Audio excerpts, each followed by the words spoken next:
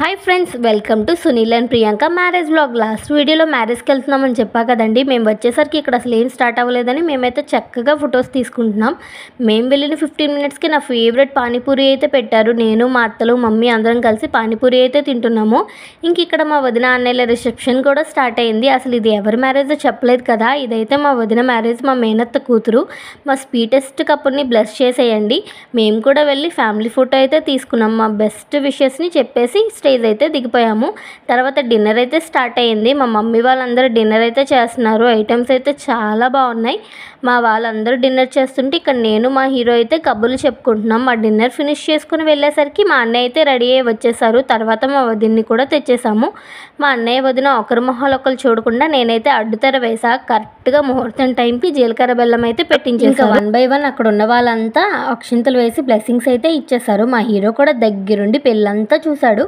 పంతులు గారు మంత్రాలు చెప్తుంటే శ్రద్ధగా వింటున్నాడు. పెళ్లిలో అస్సలు పడుకోలేదు. వాడైతే బాగా ఎంజాయ్ చేశాడు. ఇక్కడైతే పంతులు గారు మిగతా కార్యక్రమాలు అయితే చేయిస్తున్నారు. ఫోటోగ్రాఫర్స్ అయితే ప్రతి మూమెంట్ని 2 times అయితే చేయిస్తున్నారు. ముహూర్తం టైంకి తాళి కూడా కట్టించేశారు. తాళి కట్టించేశాక అన్నయ్య దగ్గర అయితే బ్లెస్సింగ్స్ తీసుకుంది మా వదిన. ఇక్కడైతే తలంబ్రాలు వేయించుకోవడానికి అయితే రెడీ అవుతున్నారు. పంతులు గారు దగ్గరుండి అన్ని అర్థాలు చెప్పి మరీ వేయిస్తున్నారు. మొత్తానికి మా వదిన పెళ్ళి అయితే చాలా బాగా జరిగింది. పెళ్లి తంతంతా కంప్లీట్ అయ్యేసరికి 1 o'clock అయిపోయింది. అరుంధతి నక్షత్రం అయితే చూడ్డానికి వచ్చారు. మేము కూడా వదిన అన్నయ్యలకి అక్కడ ఉన్న వాళ్ళందరికీ బాయ్ చెప్పేసి ఇంటికైతే స్టార్ట్ అయ్యాం. అంతేనండి. వీడియోని లైక్ చేసి సబ్స్క్రైబ్ చేసుకోండి. Bye friends.